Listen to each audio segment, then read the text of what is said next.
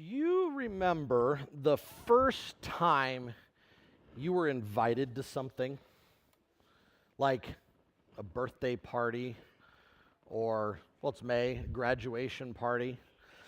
I remember I was in the first grade, at least the first big invitation that I remember. I was in the first grade, and we had moved to Omaha about 2 weeks or a week or so before Millard got done, because we moved from Iowa, and in Iowa they end school before Memorial Day. So we moved, and we came to Omaha, and I got to go to kindergarten for a week, and I got to meet a couple of kids, and then started first grade that fall. And I remember getting an invitation to Aaron Adams' 7th birthday party. I think you turn 7, and I have a first grader, I should know this, right?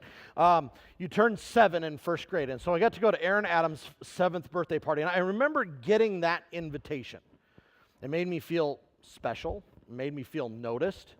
I wasn't about to miss that party for the world. And if you're 7, you know that if you get invited to something, you just go. You don't turn down the invitation because you want to be there. It means your friends want you there, right? It was epic. The party was great. We played pin the tail on the donkey.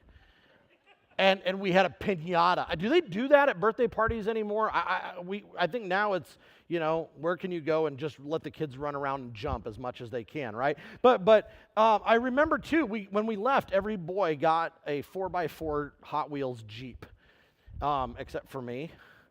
Mine didn't say 4x4 on it, so they wrote it on it with a permanent marker, and it made me happy. I remember that, right? Like, I remember that first party, that big invitation that I got.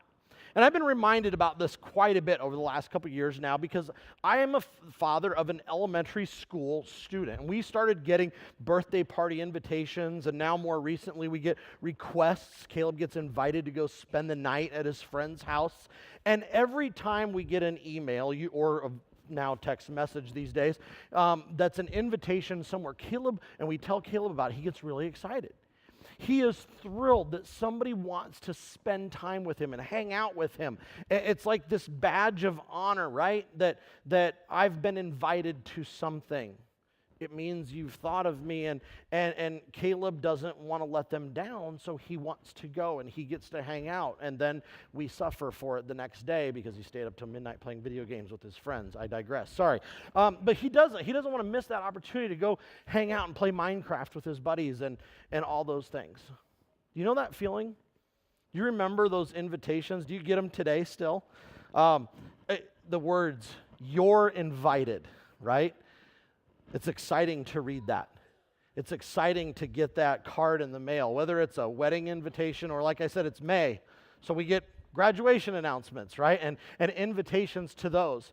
Grad parties are in abundance, and for like the first 2 weeks of May, and sometimes they start getting them in April, my email inbox, my Facebook events notification, and my actual mail flood with graduation announcements. And I love getting those invitations. Every single time I open an invitation, whether it comes in a text or over Facebook or actually in the mail, it makes me feel noticed and wanted, even at 41 years old. It means that somebody remembered our family and that our presence, kids and all, and if you've ever taken a 4-year-old and a 7-year-old to a graduation party, you know what happens. Cake everywhere. It means that they're desired at something, right? An invitation isn't something that we seek out.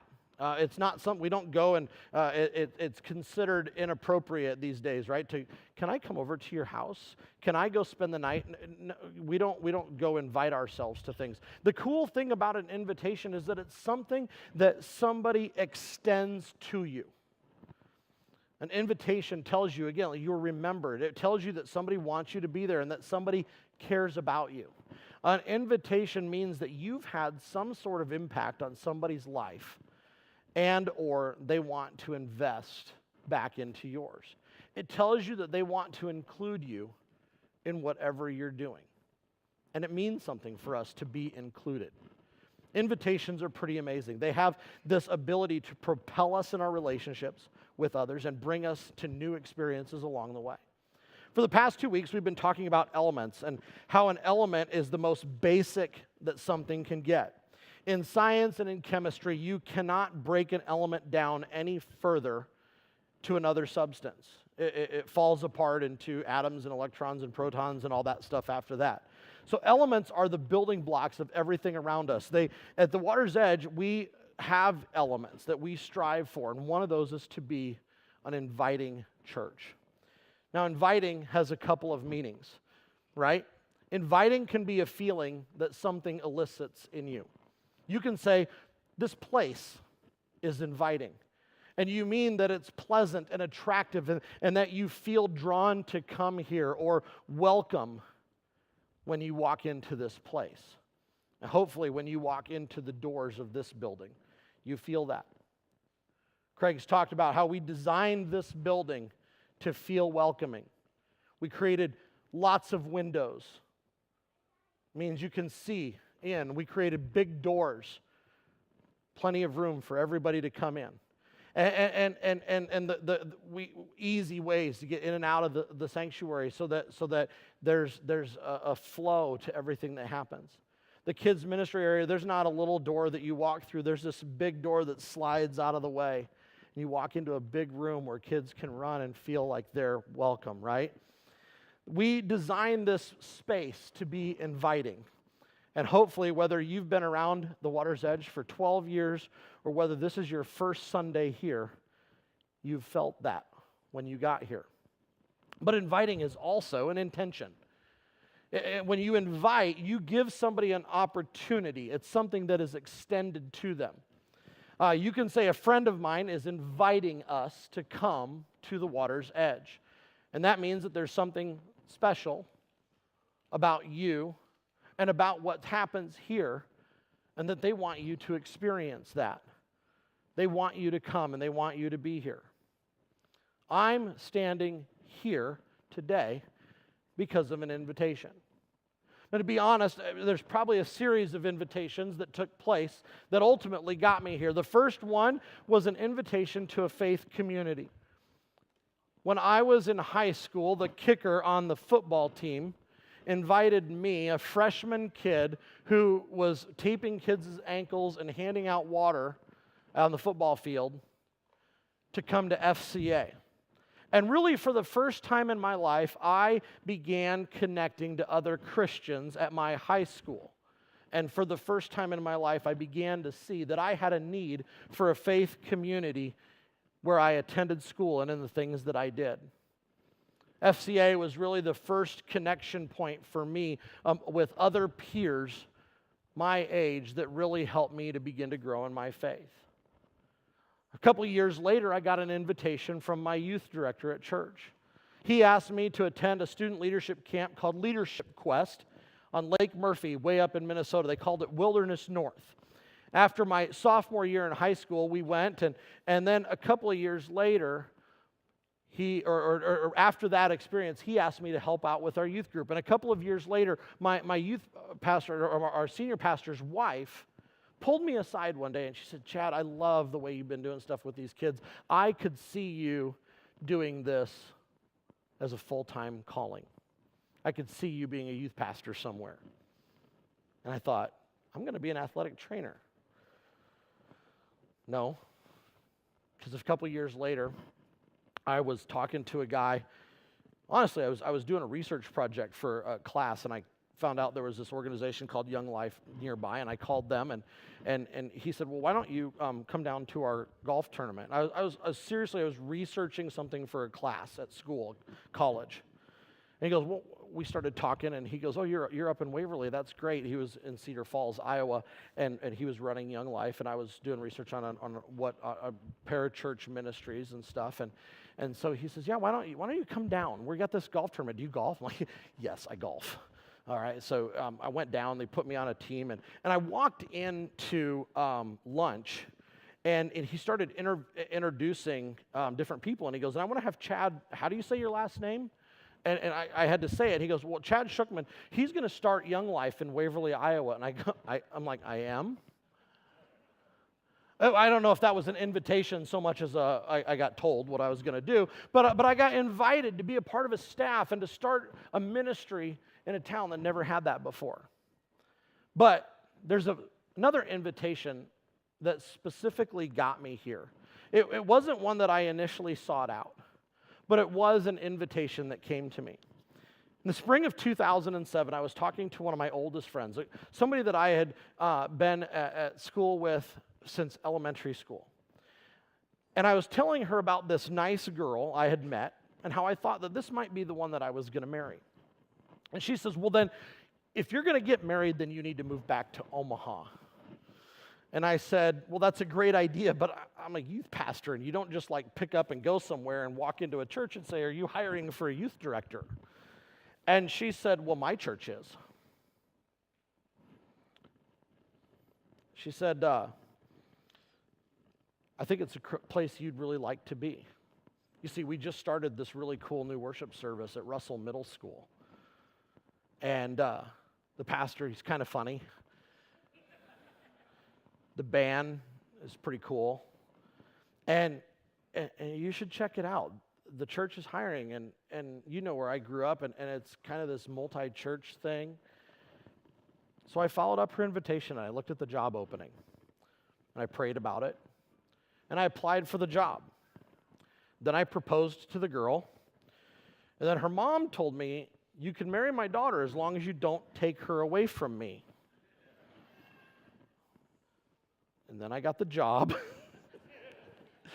Then we got married, and then we went on our honeymoon, and then we moved from Oklahoma to Omaha the day we got back from our honeymoon. And her mother hasn't forgiven me since. But that's probably the most whirlwind 6 months. By the way, this all happened between like March and September. It was the most whirlwind 6 months of my entire life. But 11 years later, almost 11 years later, I'm here. And it's seriously because somebody just said, check it out. I got an invitation. How did you get here today? I want you to think about that. Chances are it's because of an invitation. Somehow, somewhere, you were told about this place. Maybe for some of you, you got that first invitation from Craig. I'm starting a small group, and eventually we're going to launch a worship service. Others, hey, we're excited about what we're doing. Why don't you come check us out at Russell?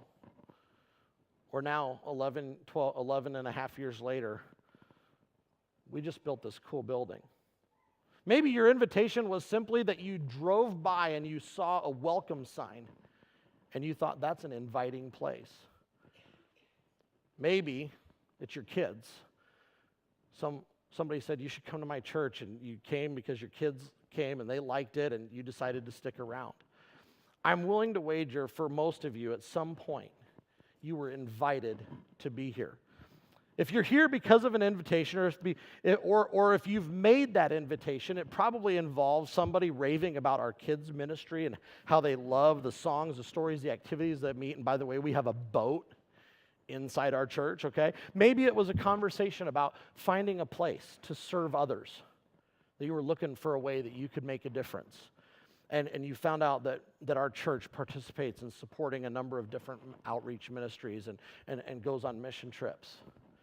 Maybe they talked about how the pastor tells these great stories that really help you relate to God. And again, he's kind of funny.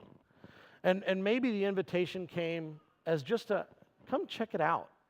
Check out the band. Hear what they have to say. Hear how they sound and come and sing. And it's cool. And it's possible the invitation that they gave to you talked about how they met their best friends here.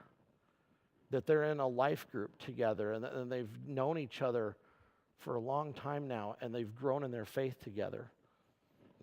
Or maybe it's just somebody that said, you know, I think you might like my church. Why don't you come check it out this Sunday? Or today, if you come, you get free Kona ice. Right? And in fact, do me a favor. I want you to do me a favor and just for a minute, raise your hand if you're here today because somebody invited you to come. Okay? My guess is that's probably most of you. Somewhere along the line, you received an invitation to be a part of who we are. Now, It doesn't really matter whether it's a feeling or it's an action of inviting. Inviting in itself is meant to help others see that they're welcome here. I was looking through our website, weomaha.com, if you've never been, I was looking through it this week, and in our About Us section, there's this list of our mission, vision, and values. These are elements that make us who we are, that help other people see this is what, if you come here, this is what you will find, this is what you will experience. This is the basics of why we do what we do. And as I looked, we talk about prayer in there. We talk about a church that's generous and giving with our lives, okay? We talk about those things. And so is the word welcoming. But when you look at welcoming, here's what it says. It says, we invite and welcome everyone, regardless of who they are or where they are in life. And we do this the same way Jesus invited and welcomed those he encountered. So what was Jesus' invitation? It was simple. He said, follow me. Jesus extended an invitation to follow to every single kind of person imaginable. Rich people, poor people, people who were spiritual, people who weren't spiritual. He didn't place a bunch of conditions on his offers. He simply would walk up to people and say, come, follow me. And to most of the world, those that were watching, the religious leaders, the zealots, the Pharisees, they would watch it, and the offer to that from their perspective was incredible. Because Jesus invited fishermen, people who were uneducated and dirty. He invited tax collectors. Those were the hated, the outcasts, the dishonest people. He invited sinners, imperfect people. And in case you need a hint, that's everyone. That's me, and that's you. And he did it with no strings attached. When was the last time that you had a no strings attached offer of something from somebody? We don't get those kinds of offers very often, do we? But that's all Jesus did. He said, just come, follow me. He says that in Mark 1:17 to a couple of brothers on a fishing boat. Come with me, see where I go, watch what I do what I do. And then he said, and I will make you fishers of men. There's nothing that can disqualify you from the invitation that Jesus offers us. Not dirty, not clean, not rich, not poor. Nothing can disqualify you from that. Because Jesus' invitation is purely an invitation into a relationship. He's not asking us to be perfect. He doesn't ask us to already have our lives together. Jesus invites everyone, and everyone means anyone, and that means you, and that means me. And to those who follow, Jesus uses the relationship to give us new life. I want to think about what's offered in the relationship that Jesus invites us to, and to really understand that, I think we go back to Isaiah chapter 55. In Isaiah chapter 55, verses 1 through 3, we sing this song, "Come and Listen," a lot here in church, and this is the passage that verse comes from. And Isaiah 55 says, "Come, all you who are thirsty, come to the waters, and you who have no money, come buy and eat. Come buy wine and milk without money and without cost. Why spend money on what is not bread, and your labor on what does not satisfy?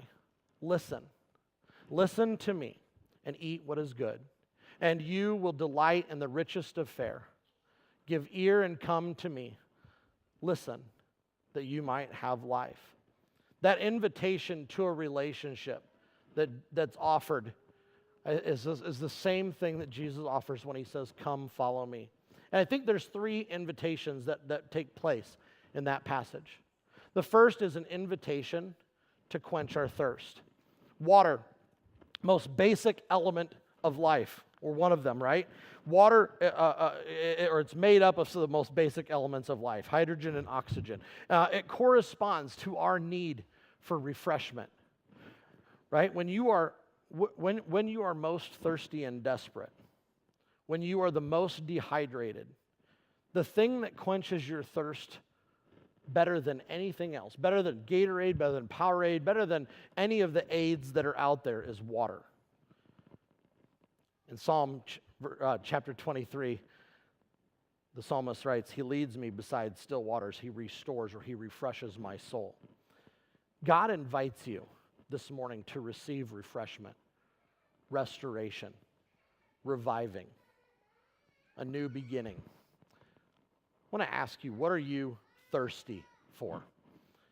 I believe that we have here at the water's edge, that what we have here is something that everybody needs, an opportunity to connect. I believe that we're a church where the hurting can find healing, where those who are in need can find the refreshment and the restoration that they so desperately desire. And we have an opportunity to invite people to that relationship. The second part of the relationship is it goes a little bit deeper. It's that which provides us with sustenance, right? Water is great to get you back on your feet, but to keep going, you need sustenance. And the passage in Isaiah talks about milk and bread. Milk corresponds to our need for ongoing nourishment. When somebody is grasping for life, you give them water. But when you want a little baby to grow day after day, you give them milk again and again. And then you eventually give them bread and other foods. You see, God isn't just here for emergencies. We are here when somebody has that. And the church is here for that as well. But God is not a God who wants you to just come for emergencies. God desires a relationship with you, and He wants to grow you and provide that nourishment for you. You see, God is in it for your health for the long haul. He invites you not only to come alive with water, but He invites you to be nourished and strengthened with the milk and the sustenance that He offers. So I want to ask you a second question today. What nourishment do you need? See, there's a story of a man who went to his pastor and he said, Pastor, I've decided that I'm not going to come to church anymore on Sunday. I just don't think I need it. And the pastor's like, well, what do you mean? He says, well, you see, I've been coming to church every week, every Sunday, and listening to your sermons for the past 20 years. And they're great. You've got some good stories to tell and stuff, but for the life of me, I cannot remember the details of all of the sermons you've ever given. I can't even remember exactly what you said last Sunday. And if I can't remember all those details, then what good does it do me? So the pastor looked at the man. He says, does your wife cook meals for your family every night? Yeah. And he goes, man, she sure does. She's a great cook. And he said, so the pastor says, okay, so what did you have for dinner last Tuesday? We probably had something, like maybe a casserole or some chicken or something like that. And he pastor says, so how long have you been married? And he goes, well, right about 20 years. Same amount of time we've been coming to this church. You married us, remember? And the man says, so the pastor says, well, why do you eat? And if you can't remember any of the meals that you've had for the past 20 years, maybe you should just stop eating too. So the man sat there kind of, what? Why would I stop eating, right? The pastor looked at him and he said, you may not remember every single meal that you've had for the past 20 years, but I guarantee you, each meal has provided the sustenance that you need to keep your body alive until the next one. And your involvement here in the church has continued to keep your soul alive and growing. Even though you don't remember every detail about every sermon or prayer or Bible study or small group gathering that you've attended, each of these things are the things that help feed you and give you the nourishment you need to get through each day. I don't remember every life group we've ever done over the past 10 and a half years. I don't remember every sermon Craig's given, although now he might start quizzing me. I can't even tell you every sermon I've given, or either here or at youth. But I do know that I continue to be fed and nourished through my attendance and participation in the life of this church. And each time I've joined or plugged into a new ministry or group or gone to serve, It's been because of an invitation, because somebody said, Chad, you should check this out. Chad, you should try this. How can you extend that invitation? What nourishment do you need? The third thing I think we find in the invitation that's offered here in Isaiah is an invitation to a new life, a life of fulfillment. We want to live and not die. Water is good. Food is good. We want to be strong and stable instead of weak and wavering. So we need that nourishment in our lives. But that is not all that we need, is not everything we need in life. We need to be fulfilled. We have this desire to know that our life has meaning and that there's something that we're getting out of it. And it's so the passage that says, listen to me and eat what is good, and you will delight in the richest of fare. Give ear and come to me. Listen that you may live. Rich food, right? That's the good stuff. That's like when you go and they're to a graduate. I've been to a lot of graduation parties, right? And you go and there's like barbecue, or when there's a big cake, or when you walk in and it's just this smorgasbord that's in front of you. This is the good stuff. It's the kind of food that fulfills you and it makes you satisfied. It's the kind where you walk in and you go, if I eat here, I am good for the rest of the week. Right? And Jesus puts it another way. In John chapter 10, verse 10, second part of that verse, he says, I have come that you may have life and have it to the full. Jesus' invitation is not just something that's going to get you by from day to day. It's an invitation that we love to receive. It's one that not only quenches our thirst and provides us with sustenance, but it's one that fulfills us as we follow him. And it's the best invitation we'll ever receive, because fulfillment, right? When you're fulfilled, that means you're good to go. It's the kind of invitation that never runs out. There's a story that Jesus when he was passing through Samaria. And his disciples had gone on ahead of him. And he stopped at this well because he needed to rest. And as he was sitting there, a Samaritan woman, somebody that would have qualified as the dirty, the sinner, the different, the opposite of everything that the religious leaders would have put in as somebody that Jesus should have been hanging out with, comes in to draw water. And it's the middle of the day, and she's the kind of, when everybody else would have come in earlier in the day. But because she's an outcast, even in her own town, and doubly an outcast because Jesus is Jewish and she's Samaritan, she's there at the hottest point of the day. She comes to draw water, and Jesus, traveler, doesn't carry his Yeti with him, okay? So she comes with her bucket, and Jesus asks her, could you give me a drink? And she questions him, why are you asking me for a drink? You're a Jew, and I'm a Samaritan. Why would you talk to me? Jesus responds to her, and he says, if you knew who it is that asks, he says it this way, he says, if you knew the gift of God and who it is that asks you for a drink, then you would have asked him, and he would have given you living water. And she's like, who are you?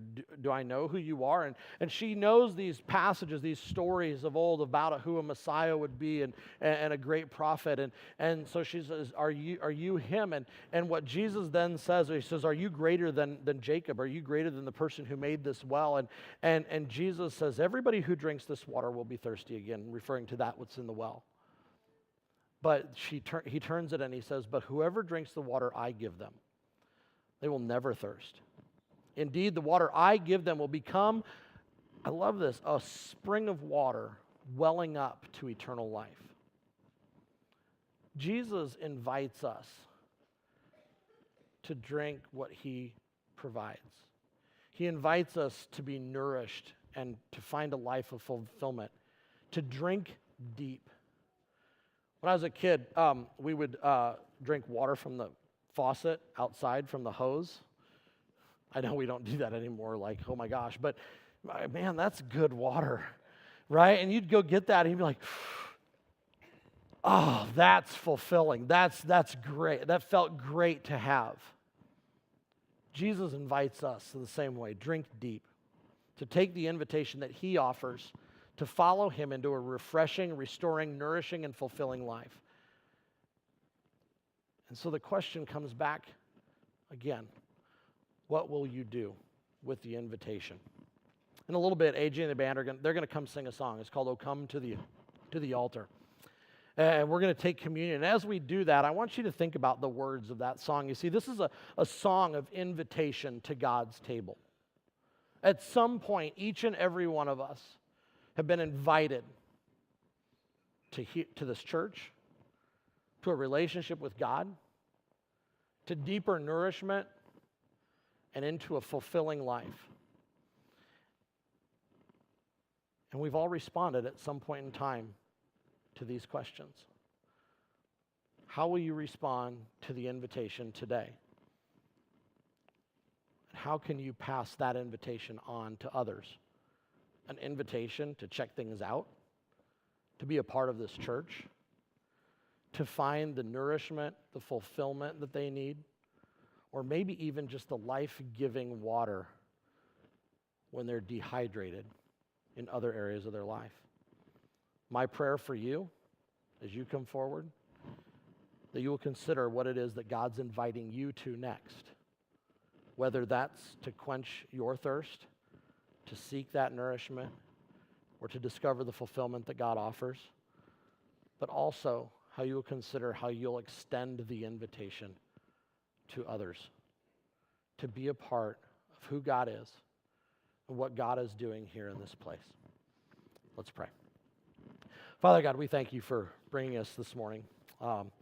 As we relax a little bit on this Memorial Day weekend, we want to invite you to our presence. We know that you're here. We invite you into our lives as you invite us to the table. We pray these things in your Son's name. Amen.